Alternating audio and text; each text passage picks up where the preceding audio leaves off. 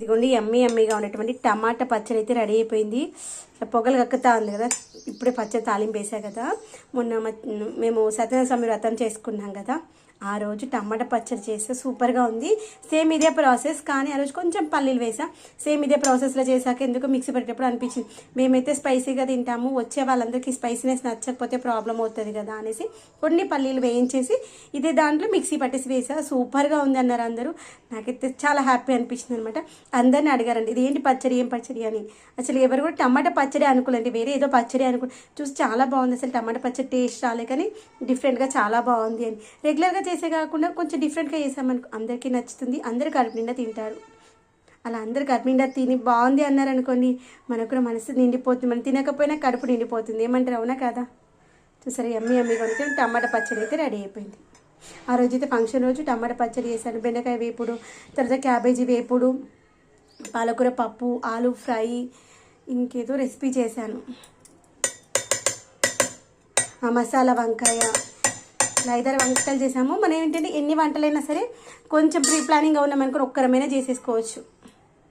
పాలకూర పప్పు కూడా చేశాను. ఫ్రెండ్స్, మీరు ఇంట్లో ఈరోజు లంచ్ ఏం చేశారు, కర్రీ కామెంట్ సెక్షన్ చెప్పండి. నేనైతే టమాటా పచ్చడి చేశాను. టమాటా పచ్చడి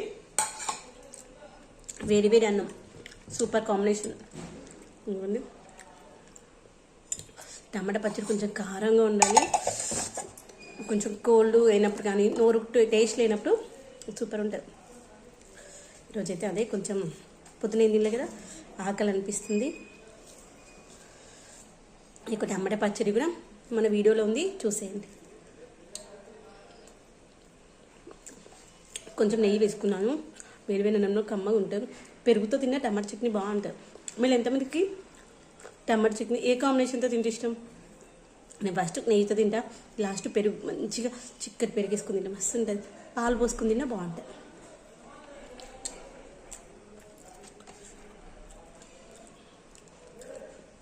అఖిల్కైతే లంచ్ బాక్స్ పెట్టేశాను. చూడండి, పెద్దగా అనిపిస్తుంది, చిన్న బాక్సే. నేను తినేసి బాక్స్ ఇచ్చేసి వస్తాను. ఇంకా 12:15 అవుతుంది, ఇంకా 5 minutes వెళ్ళిపోవాలి. Okay friends, bye.